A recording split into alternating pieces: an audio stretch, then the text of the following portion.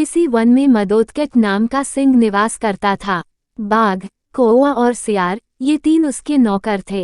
एक दिन उन्होंने एक ऐसे ऊंट को देखा जो अपने गिरोह से भटककर उनकी ओर आ गया था। उसको देखकर सिंह कहने लगा, अरे वाह, ये तो विचित्र जीव है। जाकर पता तो लगाओ कि यह वन्य प्राणी है अथवा कि ग्राम्य प्राणी। ये सुनकर कौवा बोला, स्वामी, यह ऊंट नाम का जीव ग्राम्य प्राणी है और आपका भोजन है। आप इसको मारकर खा जाइए। सिंह बोला, मैं अपने यहाँ आने वाले अतिथि को नहीं मारता। कहा गया है कि विश्वस्त और निर्भय होकर अपने घर आए शत्रु को भी नहीं मारना चाहिए। अतः उसको अभयदान देकर यहाँ मेरे पास ले आओ, जिससे मैं उसके यहाँ आने का कारण पूछ सकूं। सिंह की आज्ञा पाकर उसके अनुचर ऊंट के पास गए और उसको आदरपूर्वक सिंह के पास ले लाए। ऊंट ने सिंह को प्रणाम किया और बैठ गया। सिंह ने जब उसके वन में विचरने का कारण पूछा तो उसने अपना परिचय देते हुए बताया कि वह साथियों से बिछुड़कर भटक गया है। सिंह के कहने पर उस दिन से वह कथनक नाम का ऊंट उनके साथ ही रहने लगा। उसके कुछ दिन बाद मदोदकट सिंह का किसी जंगली हाथी के साथ घमासान युद्ध हुआ। उस हाथी के मूसल के समान दांतों के प्रहार से सिंह अधमरा तो हो गया, किंतु किसी प्रकार जीवित रहा, पर वह चलने फिरने में अशक्त हो गया था।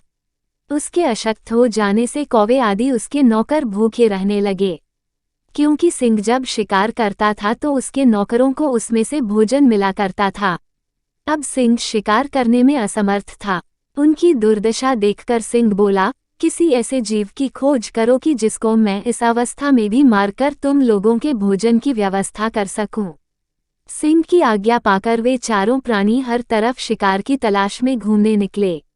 जब कहीं कुछ नहीं मिला तो कौवे और सियार ने परस्पर मिलकर सलाह की। श्रीगाल बोला, मित्र कौवे, इधर उधर भटकने से क्या लाभ, क्यों न इस कथनक को मारकर उसका ही भोजन किया जाए। सियार सिंह के पास गया और वहां पहुंचकर कहने लगा, स्वामी, हम सबने मिलकर सारा वन छान मारा है, किंतु कहीं कोई ऐसा पशु नहीं मिला कि जिसको हम आपके समीप मारने के लिए ला पाते। अब भूख इतनी सता रही है कि हमारे लिए एक भी पग चलना कठिन हो गया है।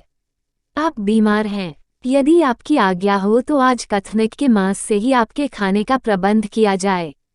पर सिंह ने ये कहते हुए मना कर दिया कि उसने ऊंट को अपने यहाँ पनाह दी है, इसलिए वह उसे मार नहीं सकता। पर सियार ने सिंह को किसी तरह मना ही लिया।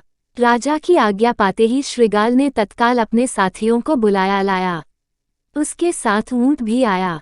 उन्हें देखकर सिंह ने पूछा, तुम लोगों को कुछ मिला? कौवा, सियार, बाघ सहित दूसरे जानवरों ने बता दिया कि उन्हें कुछ नहीं मिला, पर अपने राजा की भूख मिटाने के लिए सभी बारी बारी से सिंह के आगे आए और विनती की कि वह उन्हें मारकर खा लें। पर सियार हर किसी में कुछ न कुछ खामी बता देता ताकि सिंह उन्हें न मार सके। अंत में ऊंट की बारी आई। बेचारे सीधे साधे कथनक ऊंट ने जब ये देखा कि सभी सेवक अपनी जान देने की विनती कर रहे हैं तो वह भी पीछे नहीं रहा।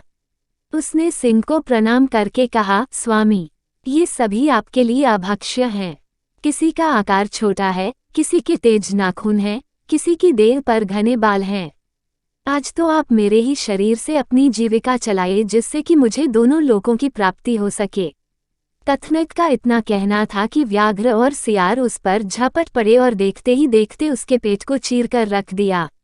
बस फिर क्या था, भूख से पीड़ित सिंह और व्याघ्र आदि ने तुरंत ही उसको चट कर डाला।